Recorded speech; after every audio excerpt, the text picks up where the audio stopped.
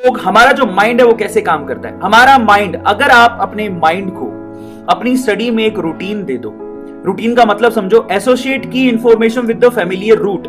मतलब समझो आप एक लोग घर से स्कूल जाते हो, ठीक है, घर से स्कूल जाते हो या फिर ऑफिस जाते हो और वापस स्कूल से घर आते हो, तो वो रास्ता आज आपको याद हो गया। ये मेरे साथ भी है। जब मैं पहली बार बेंगलोर आया था, बेंगलोर में ऐसा कहते हैं कि बेंगलोर में बिना मैप, गूगल मैप के आप चल नहीं सकते। और मैं सच बता रहा हूं, शुरू के 1 महीने तो मुझे इतनी कंफ्यूजन रहती थी कि वेदांतों का ऑफिस है कहां। लेकिन जैसे तैसे मैंने अपने मेमोरी को एक रूट दिया, एक रूटीन दिया, तो मैं घर से स्कूल, स्कूल से घर, घर से ऑफिस, ऑफिस से घर, ये रूट जब मुझे मिल गया तो मेरे माइंड को एक मैप मिल गया और फाइनली उसने उसे मेमोराइज कर लिया।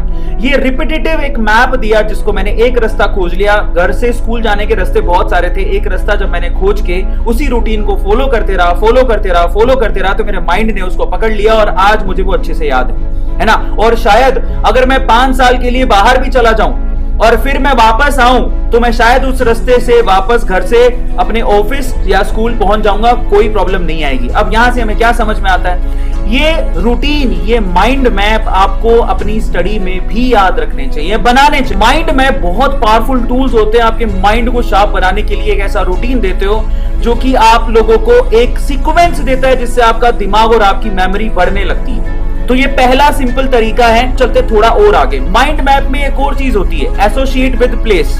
ये सिर्फ विद प्लेस नहीं है, चीजों के साथ भी आप कई बार आपने देखा होगा केमिस्ट्री में बहुत सारी चीजें मैं ना बाहरी दुनिया से रिलेट कर लेता हूं, है ना। बहुत सारी चीजें बाहरी दुनिया से रिलेट कर लेता हूं।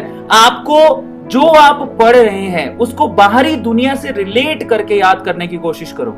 वैसे आप बहुत बार निमोनिक्स बनाते हो, है ना, और बहुत सारी जगहों को, बहुत सारी चीजों को शामिल करते हो, और अगर आप ये काम करते हो तो आपका माइंड बढ़ता है और चीजों को जल्दी ग्रैब करता है।